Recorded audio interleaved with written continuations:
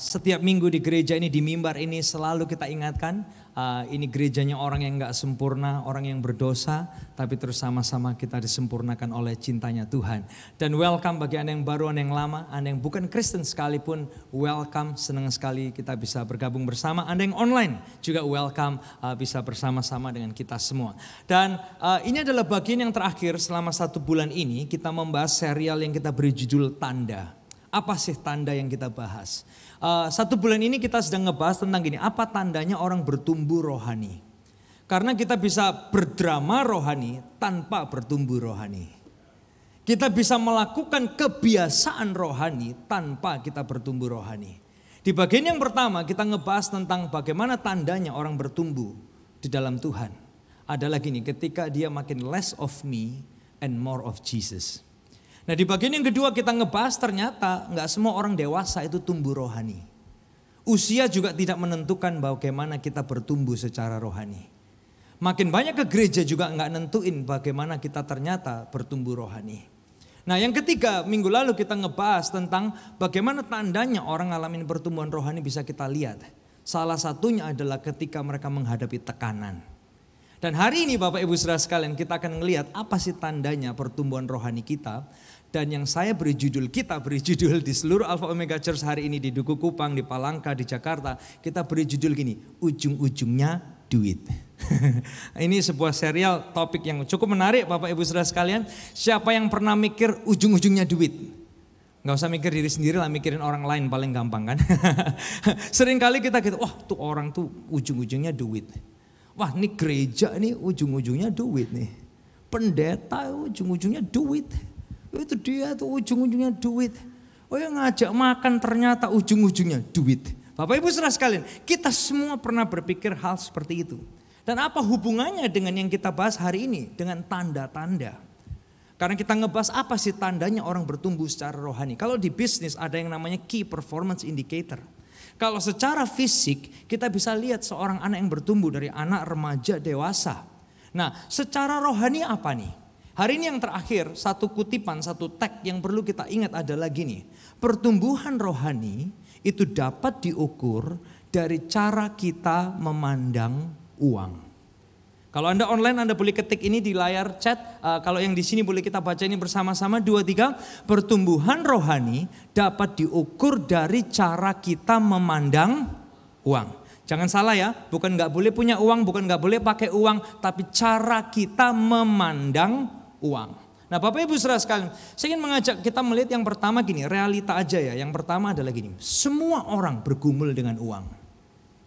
Semua orang bergumul dengan uang. Kadang kita bisa pikir gini, wah orang itu korup, orang itu jahat, orang itu kotor, orang itu mata duitan. Mohon maaf, kita yang merasa baik, kita juga mikir duit. Kita mengharap duit. Kadang kita juga menghalalkan duit. Sehingga akhirnya sama aja, ujung-ujungnya adalah duit. Kalau kita orang yang menghakimin, wow dia tuh ujung-ujungnya duit. Kasih tahu diri kita dulu, jangan munafik. Kita sendiri juga mikirin duit.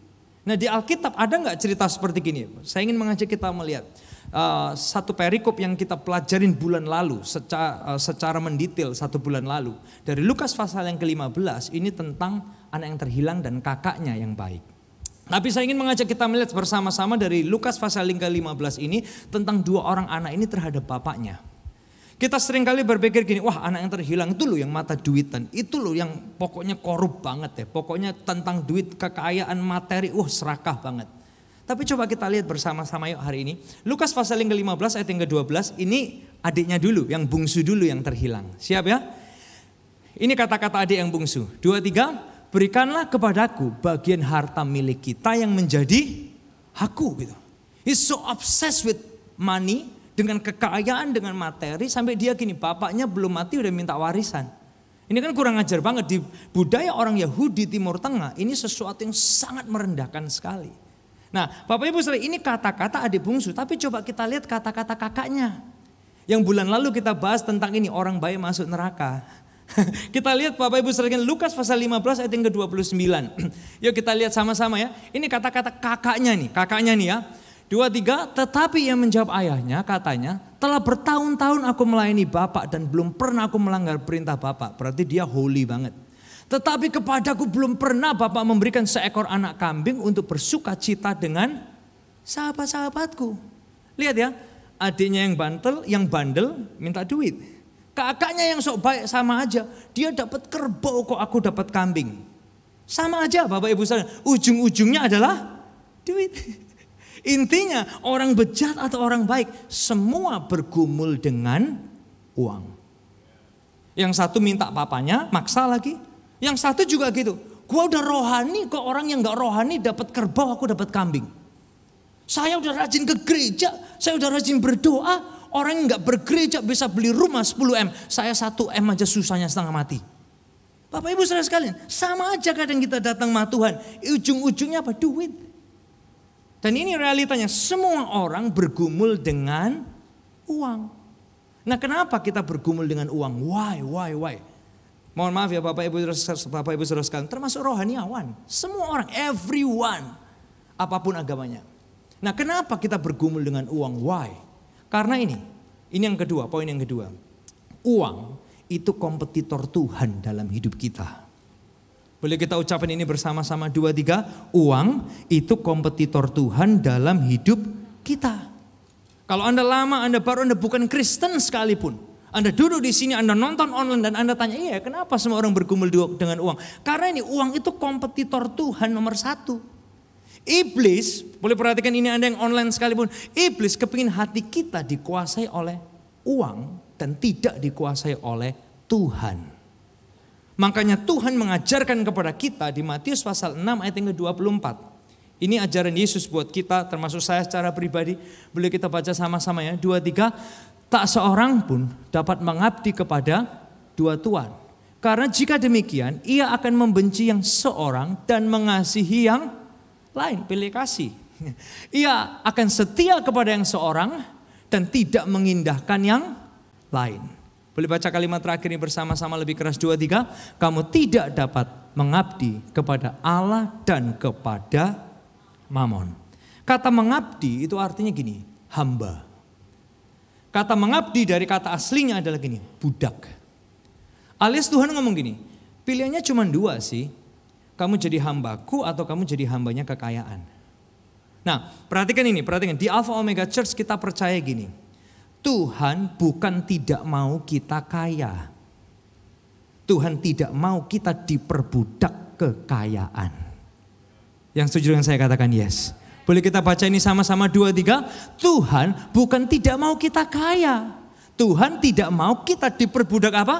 Uang atau kekayaan. Ini kalimat berikut ini boleh kita tangkap ini baik-baik. Ini yang kita percaya kok di AUC juga dan ini yang Alkitab ajarin. Tuhan bukan tidak mau kita sukses. Tapi Tuhan tidak mau kita diperbudak kesuksesan kita. Come on, ini realitanya. Dan Abraham diperkaya. Ishak juga diperkaya. Yakub juga diperkaya. Jadi Tuhan bukan anti kita untuk sukses, enggak. Justru dia bangga orang punya 5 talenta jadi 10 talenta, benar enggak? Yang 2 talenta jadi 4 itu bangga Tuhan. Tapi Tuhan tidak mau kita diperbudak oleh kesuksesan kita. Makanya ayat ini Tuhan cuma bilang gini, kamu jadi hambaku atau kamu jadi hambanya uang? Kamu ngabdi ke aku atau kamu ngabdi ke uang? Sehingga kalau Anda adalah keluarga Kristen, kalau Anda bukan Kristen gak apa-apa sih, gak usah renungkan ini. Kalau Anda keluarga Kristen, tolong renungkan gini. Keluarga kita tuh melayani duit atau melayani Tuhan? Kerjaan kita, kan kita minta berkahnya dari Tuhan. Kerjaan kita melayani Tuhan atau melayani uang? Yang Tuhan mau, bukan yang gereja mau, bukan yang saya mau, enggak. Yang Tuhan mau adalah gini, dia jadi satu-satunya Tuhan atas hidup kita. Dan kalau saya boleh ringkas adalah gini, yes semua orang bergumul dengan uang. Everyone struggle. Dan yang kedua adalah gini, uang itu kompetitor Tuhan dalam hidup kita. Tapi hari ini yang kita bahas ini tag kita. Pertumbuhan rohani itu dapat diukur dari cara kita memandang uang. Ini kecenderungan kita nih, kecenderungan saya juga, kecenderungan kita semua. Kita minta sehat, tapi kita gak ngasih Tuhan waktu, bener gak? Siapa yang tiap hari doa minta sehat, apalagi corona gini kan? Doain sehat ya, pastor doain sehat ya. Kalau sehat mau ngapain? Ya supaya bisa makin jalan-jalan, supaya bisa enjoy. Lupa Tuhan, bener gak? Oh berkati, yes. Nggak salah diberkati.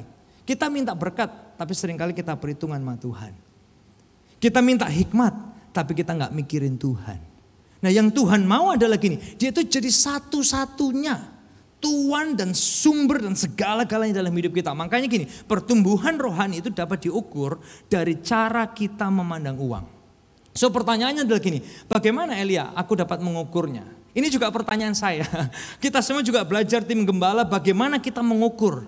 Are we growing? Sebagai pendeta, sebagai rohaniawan, apakah kita juga bertumbuh di dalam Tuhan termasuk cara pandang kita terhadap uang? Nah bagaimana kita semua bisa bersama-sama as a family Alpha Omega Church, kita dapat mengevaluasi diri kita. Kita ini bertumbuh gak di dalam Tuhan termasuk cara pandang kita melihat uang. Apa tolak ukurnya? Apa sih barometernya? Aplikasi nyatanya itu apa? Siap Bapak Ibu saudara sekalian? Ini ada barometer yang simple. Ada 3 barometer yang dapat menolong Anda dan saya untuk mengukur diri kita. Are we growing in God? Termasuk cara pandang kita terhadap uang. Siap ya saudara? Ini yang pertama. Barometernya adalah gini. Kita sadar Yesus lebih dulu memberi segalanya buat kita. Sadar gak Anda? Sudahkah ini menjadi kesadaran kita bahwa Yesus lebih dulu memberi segalanya buat kita? Coba perhatikan ini, tadi yang saya ajak kita lihat di awal. Ada satu jemaat, mereka itu ngalamin cobaan berat, penderitaan berat, sangat miskin secara duit. Tapi Paulus bilangnya gini, mereka itu kaya dalam kemurahan. Loh kok bisa ya? Bahkan katanya Paulus gini, orang-orang ini saking kayanya dalam kemurahan, mereka itu memberi melampaui kemampuan mereka. Bahkan gini, mereka meminta dan mendesak dan memaksa, Pak Paulus tolong libatkan saya untuk saya bisa ikut dalam program ini. Pak Paulus saya mendesak sekali, istilahnya gini, sangat minta tolong supaya mereka bisa ikut terlibat dalam memberi kepada gereja induk yang ada di Yerusalem pada waktu itu. Nah Bapak Ibu saudara sekalian, bagi mereka ternyata memberi itu kasih karunia. Kan aneh ini ya, kalau kita secara manusiawi kita mikirnya gini, memberi itu duit berkurang, benar nggak? Bagi kita secara manusiawi memberi itu jadi lebih miskin loh. Secara hitung-hitungan matematikanya itu kan bukan profit, benar ya, margin kita berkurang gitu kan. Nah bagi kita manusia gini, memberi itu gini, nanti nggak bisa beli ini, nanti nggak bisa jalan-jalan ke sini, nanti nggak bisa coba ini, nanti nggak bisa punya ini. Kalau aku memberi istilahnya gini, ya nggak bisa foya-foya dong, nggak bisa menikmati dong.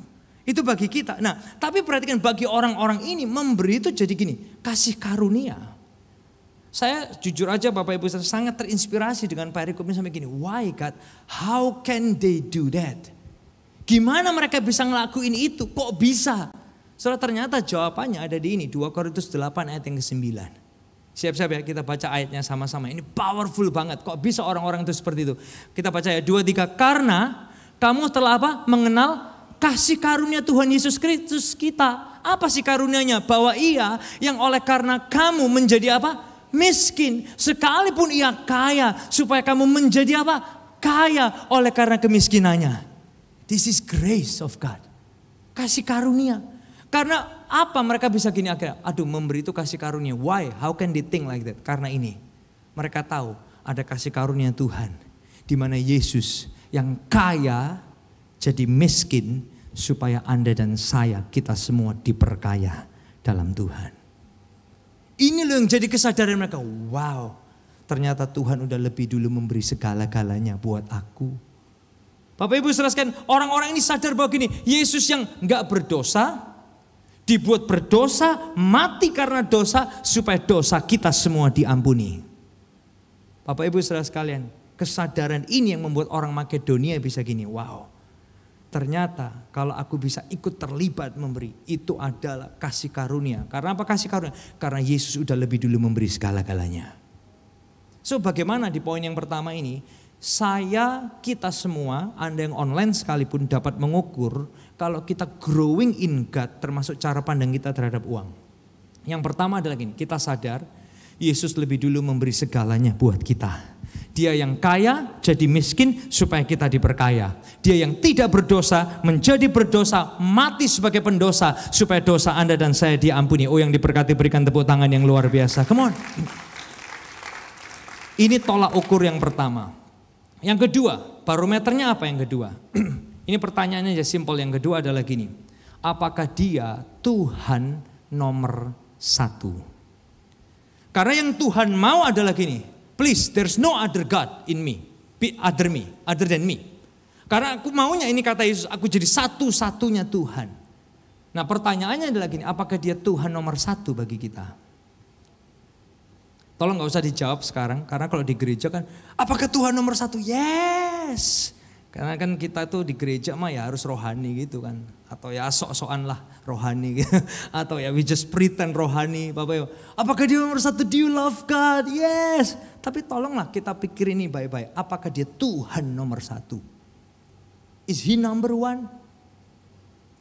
Karena kalau he's not number one, something else must be number one. Nah ketika dia nomor satu di hidup kita, dia pusat segala-galanya. Perhatikan ini, sikap kita adalah gini. Gak peduli berapa doa yang dijawab. Gak peduli aku dapat apa. Gak peduli siapa dapat kerbau, siapa dapat kambing. Gak peduli siapa dapat apa. Kita bisa berkata gini, God, I love you for who you are. I serve you for who you are. Aku tuh mengasihi Tuhan, melayani Tuhan karena Engkau Tuhan lebih dulu mengasihi dan melayani aku. It's nothing else. Bukan karena doaku dijawab ini maka aku akan lebih melayani Tuhan. Kalau aku diturutin ini maka aku akan lebih. Kalau aku udah lebih banyak ini maka aku no. Enggak kayak gitu. Kalau dia nomor satu enggak peduli apapun. Doa dijawab enggak dijawab. Dapat kerbau atau kambing atau merpati sekalipun. Kita bisa berkata, God, I love you for who you are. Apakah dia nomor satu? Karena sekali lagi uang itu kompetitor Tuhan dalam hidup kita. Hari ini pembahasannya bukan gak boleh kaya loh, bukan loh. Bukan gak boleh nikmati, gak boleh pakai ini, gak boleh tinggal hotel. Enggak, itu semua boleh. Anda mau di hotel mewah, barang mewah, itu semua terserah. Tapi yang Tuhan mau adalah gini, kita tidak diperbudak oleh kekayaan. Tuhan bukan gak mau kita sukses. Yang Tuhan gak mau adalah kita diperbudak oleh kesuksesan kita. Ini yang Tuhan gak mau. Nah dari cerita anak yang terhilang ini, dua-duanya ke bapaknya minta apa? Yang bungsu, duitku mana? Straight forward aja dia, brengsek langsung gitu kan. Ya udahlah apa adanya. Tapi yang kedua kakaknya, topeng rohani. Pak aku udah baik loh, aku udah taat loh, I'm devoted, I'm religious, I'm spiritual. Kok dia dapat kerbau, aku dapat kambing. Ujung-ujungnya apa? Duit, sama aja. Datang ke bapaknya, not because of the father, no, because they wanna get something. Dia datang ke dua-dua anaknya cuma mau materi bapaknya, bukan relationship dengan bapaknya. So gimana kita ngukur kita bertumbuh di dalam Tuhan? Ketika ini yang kedua. Dia nomor satu di hidup kita. Gak peduli kerbau atau kambing. Gak peduli berapa banyak doa dijawab. Gak peduli aku dapat apa. Kita tetap bisa berkata, God, I love you for who you are. I serve you for who you are. Kalau aku doa minta sehat, God, allow me to give my time for you. Karena engkau nomor satu di hidupku. Kalau aku doa minta berkat Tuhan, biar aku gak perhitungan sama Tuhan. Karena apa? You are number one in my life. Tuhan kalau aku minta hikmat sama Tuhan, biar aku bisa mikirin Tuhan. Karena apa? You are number one in my life. Makanya mulai besok kita ada prayer week. For the next week. Untuk 1 minggu ke depan. Why? Itu akan melatih kita. Dia number one in our life. Saya gak akan ngajak kita tepuk tangan. Yang penting kita lakuin aja minggu depan. Yang setuju dengan saya katakan yes. Ya. Yang ketiga adalah gini, gimana sih saya bisa ngukur? Gimana saya bisa ngukur kalau saya bertumbuh di dalam Tuhan, termasuk cara pandang saya terhadap uang? Adalah gini. Ini yang ketiga, simple aja kok pertanyaan ini. Tapi kita jawab sendiri ya. Apakah Tuhan itu yang terindah? Apakah Tuhan yang terindah? Saya nggak tahu apa yang terindah buat Anda. Saya sebagai manusia juga bisa melihat barang indah itu kayak wow, this is amazing, beautiful. Gitu. Kita bisa punya hobi and we look at those things and like wow, beautiful. Tapi pertanyaan juga gini, apakah Tuhan itu terindah? Saudara, dari cerita anak terhilang ini, saya ingin ngajak kita melihat satu, ini kayak Bible study dikit aja. Kalau Anda suka Bible study, di tempat ini kita selalu belajar hal-hal yang powerful. Waktu anak yang bungsu itu minta harta, bapaknya kasih apa, saudara? Pak, aku minta hartaku. Coba lihat bapaknya kasih apa. Kita baca sama-sama ya, Lukas 15 ayat yang ke-12. Kata yang bungsu kepada ayahnya, Bapak, berikanlah kepadaku bagian apa? Harta milik kita yang menjadi hakku. Lalu, perhatikan ini, siap-siap ya. Ayahnya membagi-bagikan apa Bapak Ibu Saudara sekalian? Harta. Kekayaan itu di antara mereka. Nah, perhatikan gini. Dua kata harta ini berasal dari kata asli yang berbeda. Yang pertama waktu anaknya bilang gini, Dad, kasih aku hartaku. Give me my wealth. Itu dari kata ini hartanya. Ousia. Artinya materi. Harta benda, kekayaan. Give me wealth. Harta benda, kekayaan materi. Ayat selanjutnya bilang gini, lalu ayahnya membagikan harta kekayaannya. Harta yang kedua bukan ousia. Harta yang kedua dari kata ini bios. Artinya kehidupan. Saudara bisa nangkep ini? Waktu anak ini bilang sama papanya, Dad, kasih aku duit. Duit. Bapaknya gini, I give you my life. Saudara tahu nggak? Kita datang ke gereja seringkali gitu. Tuhan, berkati. Apa yang kita pikirin berkat? Duit.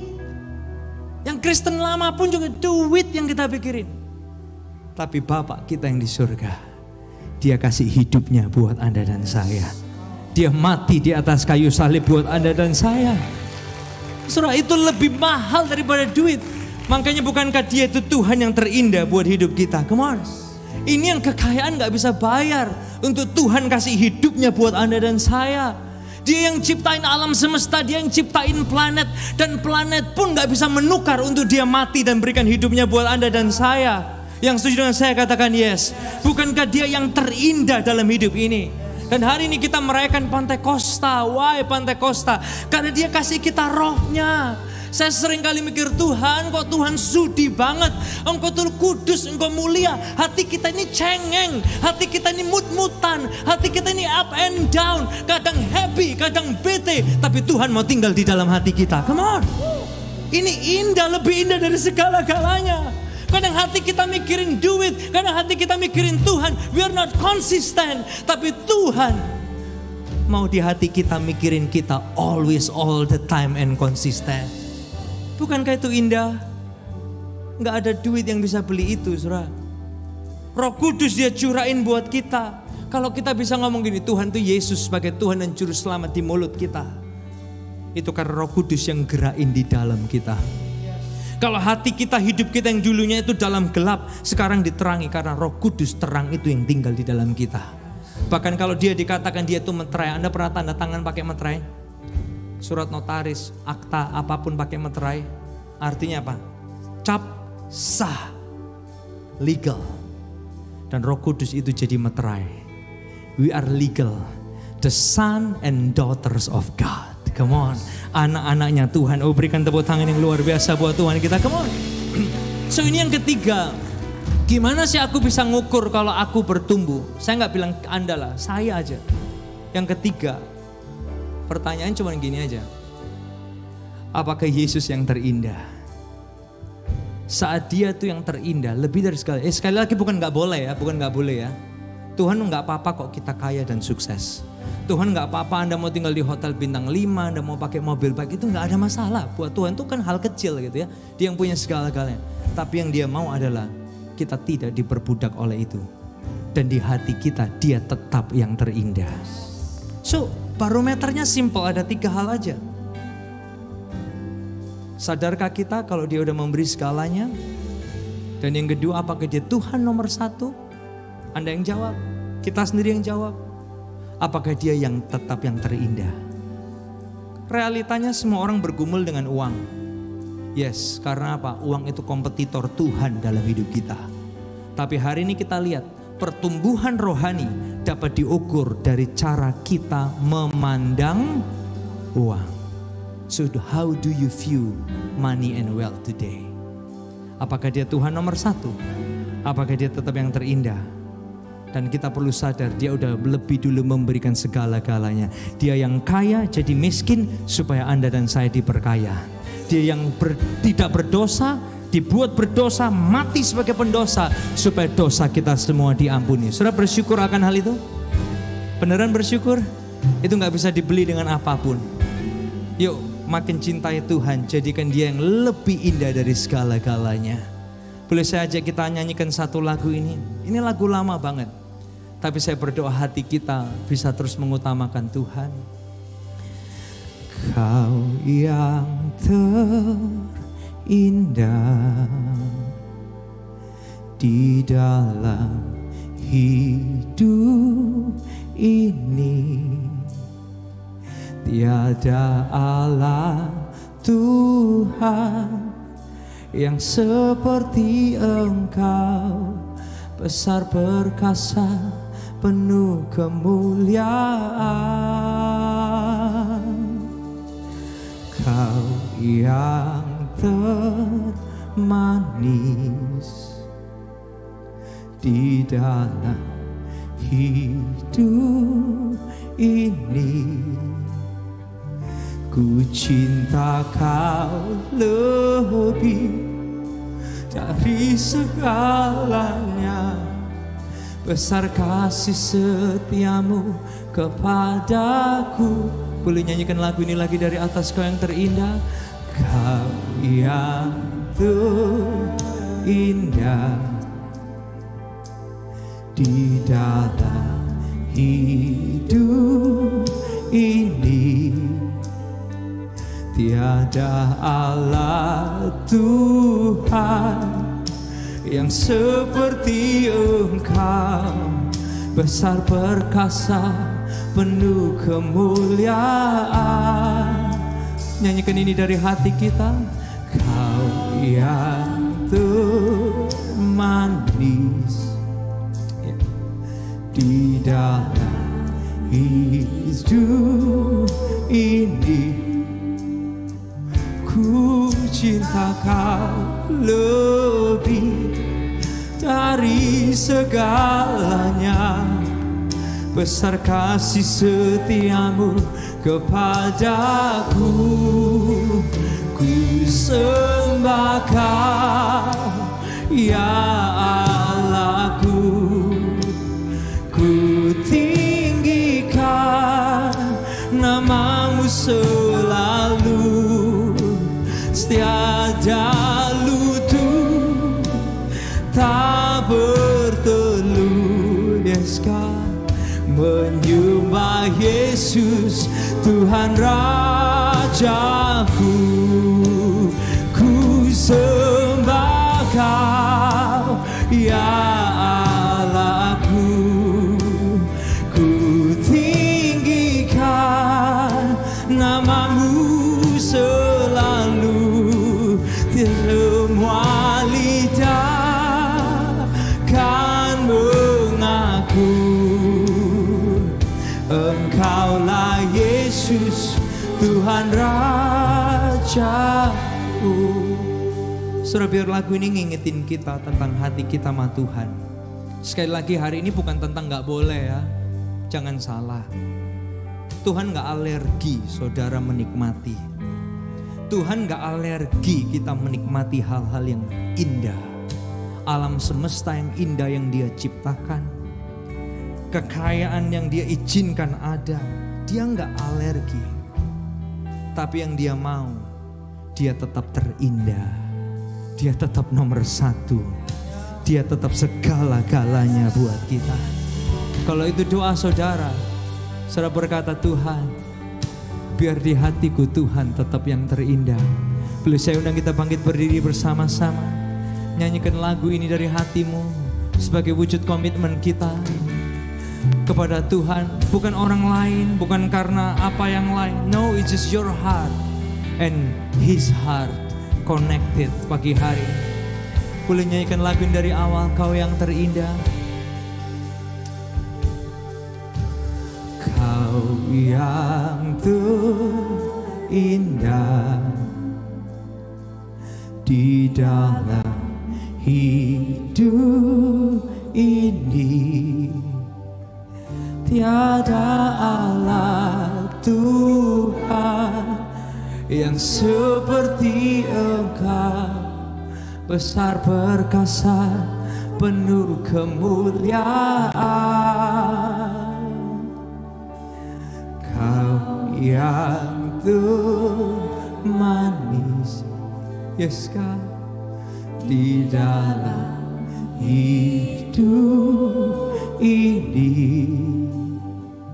Ku cinta Kau lebih dari segalanya. Kasih setiamu kepadaku, ku sembah Kau ya Allahku. Ku tinggikan nama-Mu selalu, tiada lutut tak berteluh. Menyembah Yesus Tuhan Rajaku, ku sembah Kau ya Allahku. Ku tinggikan nama-Mu selalu, semua lidah kan mengaku Engkaulah Yesus Tuhan Raja. Tuhan, terima kasih buat pagi hari ini. Kalau kami sama-sama boleh belajar apa sih barometer praktis kami tumbuh di dalam Tuhan, termasuk cara pandang kami dengan uang. Pertumbuhan rohani kami dapat diukur dari cara kami memandang uang. Kami berdoa, baik yang online atau yang onsite, keindahan harta, keindahan alam semesta itu tidak pernah bisa menandingi keindahan Tuhan di hati kami. Kami berdoa biar Tuhan boleh jadi Tuhan nomor 1 di hati kami, more than everything. Bapak, jagai hati kami. Roh Kudus, pelihara hati kami. Hati kami bisa berubah-ubah. Kami manusia yang gak stabil. Kami manusia yang tidak konsisten. Tapi Roh Kudus, Engkau jaga hati kami. Engkau yang tuntun kami, supaya kami semua boleh mengakhiri pertandingan hidup kami. Terus diubahkan semakin serupa dengan gambar Tuhan kami. Biar kami boleh pulang satu hari kelak dan kami semua boleh mendengar Tuhan berkata, well done my good and faithful servant. Karena Engkau tetap jadi Tuhan nomor 1 di hati kami, in spite of everything you have given to us. Thank you Tuhan buat pagi hari ini. Tiba saatnya kami kembali ke tempat kami masing-masing. Mari terima doa berkat ini. Berkati kami berlimpah. Kerjakan perkara yang besar dalam hidup kami. Jelas berasal daripada Tuhan saja. Dan jelas Engkau tetap Tuhan nomor 1 di hati kami. Anak-anak-Mu ya Tuhan yang mungkin ada di atas gunung, yang mungkin sedang di bawah lembah, ingatkan kami, Engkau maha hadir. Roh Kudus, Engkau tidak meninggalkan kami satu detik pun. Anak-anak Bapa, persembahan mereka, persembahan khusus, perpuluhan janji iman, mata Bapa melihat Engkau terlibat di dalamnya, memberkati mereka berlipat kali ganda sesuai dengan janji-Mu ya Tuhan.